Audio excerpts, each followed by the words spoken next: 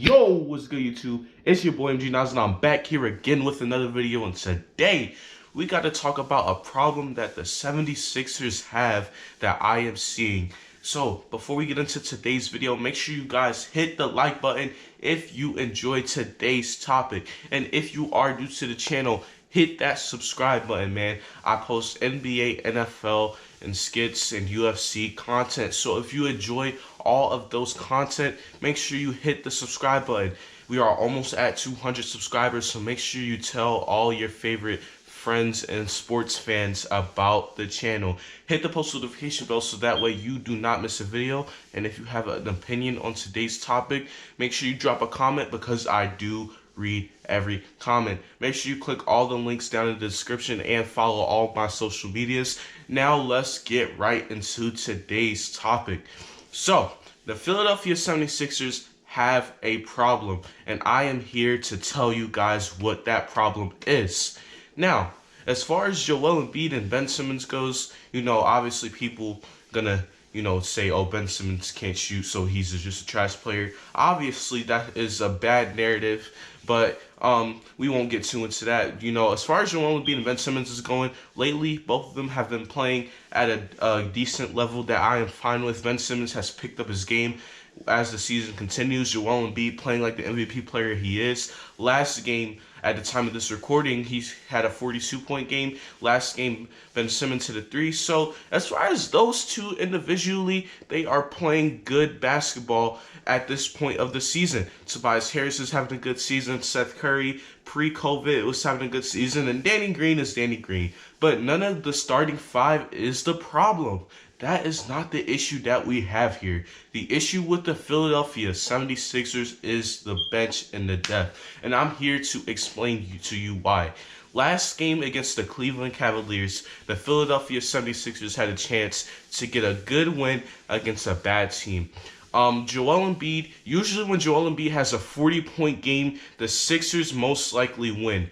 But why haven't we won that game? Usually when Ben Simmons hits a 3, I believe when he hits a jump shot in the game, we win the game. Every time Ben Simmons hits a 3, the Sixers win. Every time Joel Embiid scores 40 or more, we win the game. But why didn't we win this game? What was so different about this game that the others, we won, but we didn't win this one? And it is because of our lack of offensive scoring on the bench. Look, I love our guys, some of our guys off the bench. I love Shake Milton. I love Matisse Thybulle. I like Dwight Howard. I love Furkan Korkmaz. Mike Scott, he had his year, in that Brooklyn series, and specifically where he played well. And he does do good things here and there. I like some of the guys we do have on this bench that primarily come off the bench for us. And I like the pick that we made with Tyrese Maxey. I do like these guys, but they lack offensive scoring off the bench. Starting with Dwight Howard, he kind of adds no offensive element when you're on the bench. Yes, he does have the offensive rebounding ability, but other than that, that's pretty much it. He might get like 10 points here and there. Like every 5 games, he might have like 8 or 10 points, but that's about it. Matisse Thybulle is a defensive monster. He is what us Sixers fans call him, Matisse Thybulle, because Matisse Thybulle is literally getting a lot of steals and just, getting to those passing lanes on the defensive side. But he is not adding true offensive ability to where he is a threat on the offensive end coming off the bench. You got a guy in Furkan Korkmaz who is Mr. Inconsistent. One game, Furkan Korkmaz might have 15 or 20 points. The next game, he's going to have 2 or 3 points. That's just how Furkan Korkmaz does. He is supposed to be our primary shooter off the bench as far as shooting the 3 ball, but he is just inconsistent. And we need scoring off the bench. Now, as bad as Seth Curry has been after him catching COVID, he is not he should not be taking the blame for this horrible bench that I've been seeing.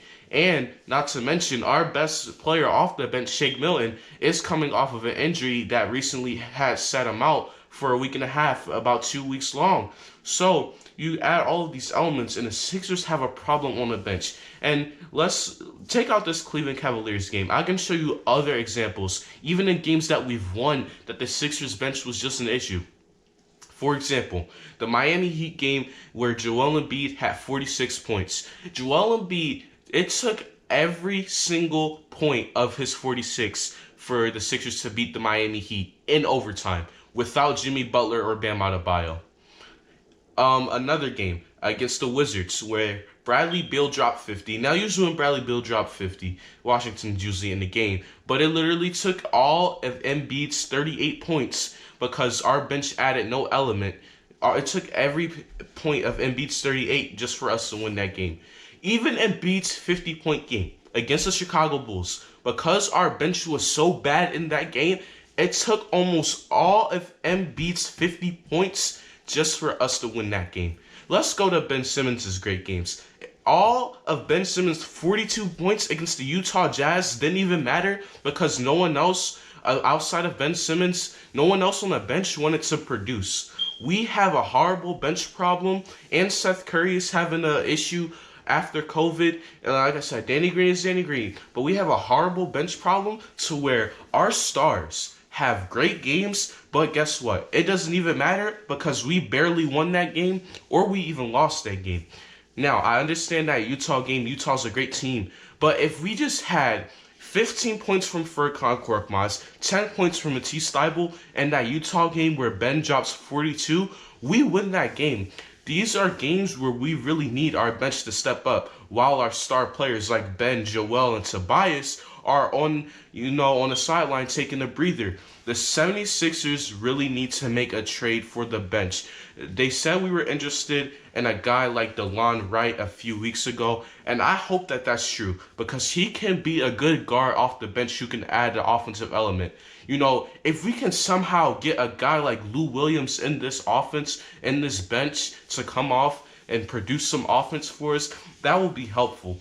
But until then, I don't see much hope offensively for the Philadelphia 76ers bench. And I understand, maybe Doc Rivers runs some different rotations to try to get the bench some offensive scoring. Maybe you have Ben play with the second unit more so his playmaking ability can create open shots for others like he's done in the past. Maybe you have Tobias run a little bit with the second unit. Maybe you have Joel Embiid play a little extra minutes with the second unit. I don't know. But Doc Rivers either has to say, hey, Daryl Morey, we need a trade for an offensive guy off the bench, or we need one of our starters to play with the second unit. Something has to be done. Doc Rivers and Daryl Morey has to have some type of discussion about this, because if they can't see that we have a problem on the bench, then I don't know what this team will be. I love that Joel's having an MVP year. I love that Ben is having a Defensive Player of the Year type season. I love that Tobias is having one of his best years in his career. I love that before Seth Curry got COVID, he was balling for us. I love all of those things. But I also had to look at the bad with this team and just look at how our bench is not being a good bench like I need it to be. Y'all let me know y'all thoughts down below in the comments. Make sure y'all hit the subscribe button if you're new to the channel. Like I said, I post NBA, NFL, UFC, and I post skits. That type of content goes down on this channel. So if you like any of those, hit the subscribe button. Hit the like button if you are new. Hit the subscribe button if you are new. Hit the like button. Hit the post notification bell so that way you don't miss any video. And comment down below. Like I said, if you have a thought or an opinion on this video, make sure you drop the comments. Make sure you hit all the links in the description. Follow all my social medias. It's your boy MG Nas, and until next time, I am out. Peace.